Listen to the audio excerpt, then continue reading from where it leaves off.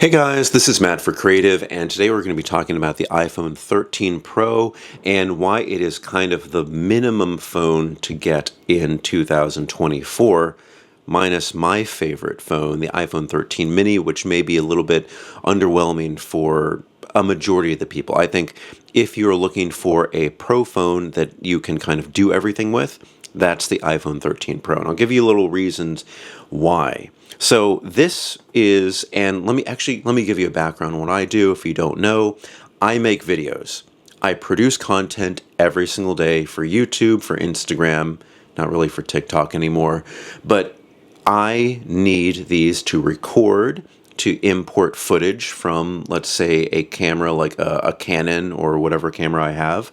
And I just need to process it. I need to make sure that I can upload it and do everything on the go. Just in case this is something that's time sensitive, I need to be able to upload this to YouTube immediately, to shoot the footage to a client immediately, because I like to give people, I like to make things timely. I like to make things the same day and release them 20 minutes later if possible. So for that, I want to make sure that I don't have to wait to go home to use my iPad, to use my computer, or do anything like that. I just want everything here on the go. So I guess speaking about that here, as a photographer and a videographer, the key thing that I have noticed here is, of course, 3 lenses on this camera. Now, this is right before the 14, where they upgraded the sensor to a 48 megapixel sensor, so you still have the 12 megapixel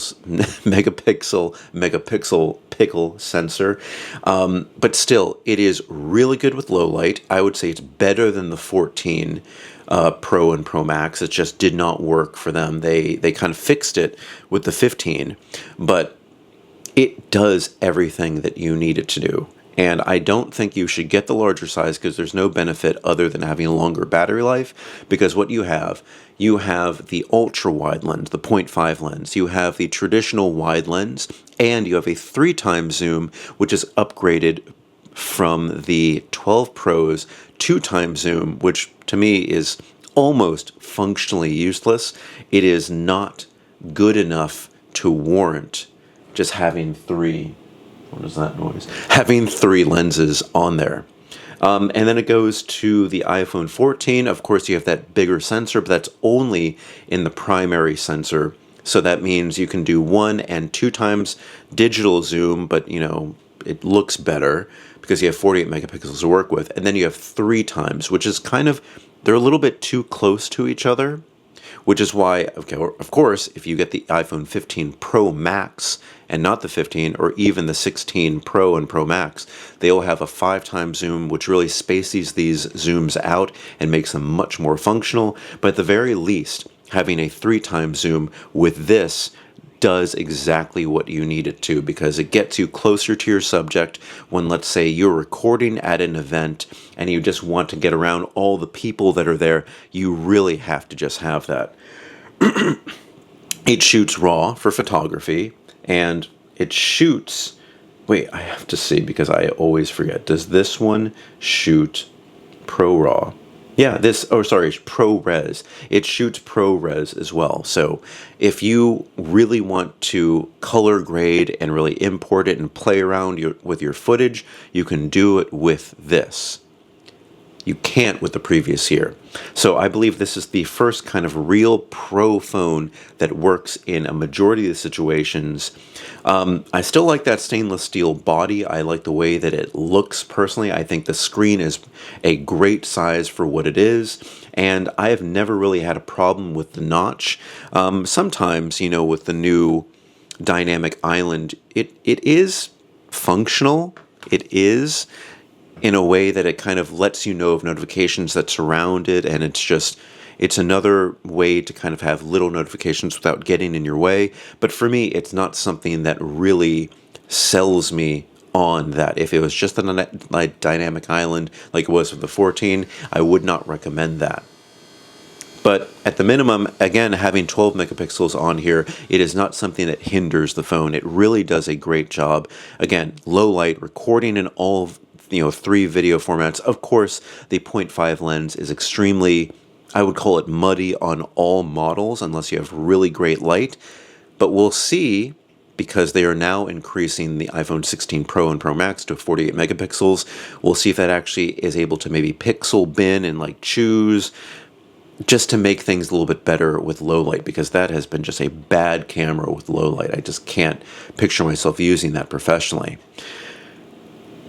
But yeah, this is a phone that I would recommend. If you can get this used, go get it. Fortunately for me, mine has a crack on the front, and I have a screen protector over it. So this is something that's going to stay with me for the long term. I am trading in my 14 Pro Max with that beautiful purple color in, for credit to get the new iPhone 16 Pro.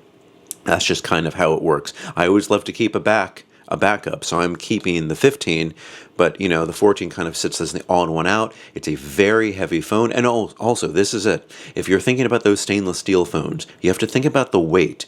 They got extremely heavy with the iPhone 14 Pro Max. That's why I kind of don't want to go for that, although, wait, the 14 Pro didn't have any other features that were not on the regular 14. I just wanted a bigger screen size that year. Yeah, they get really heavy. I like the weight reduction with this. And again, I'm getting the 16 Pro for this year.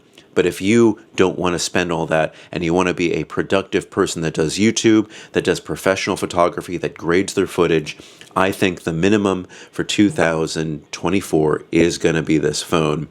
And for me, like, the battery is still lasting long enough. Unfortunately, I dropped this phone, so that's why it has like the cracks on it. That's just for me. It's not a drop. It's no better or worse than any of the phones, even though they say the glass is improving every single year. It's no better or worse for me. It's always been really consistent. This is just one of those times where it literally fell on something jutting out, and I was, of course, really upset about that. But yeah. Anyway, guys, if you have any comments or questions, put it in the comment section below. Don't forget, I'm on Instagram and Threads at mhb9, creative.reviews, creative.ny, and you can email me at creativenyc2024@gmail.com. Let me know, what phone are you getting in 2024? Are you going for the newest of the new, or are you going for one of the older generations, or are you even getting something that is no longer, I guess, well, you can't really buy these ones ever new, because the only Pro model is the current Pro model, and then it is all the regular 13, 14, 15, and the SE that are out there. You would have to get like a reseller. Maybe Target has something that's locked or unlocked, or you can get it from, Back Market, because Declutter stopped selling their phones with. I thought that was kind of weird. But yeah. If you can get one of these with an okay battery, I think you would be very happy with it. Anyway, guys, thank you so much. I will see you next time.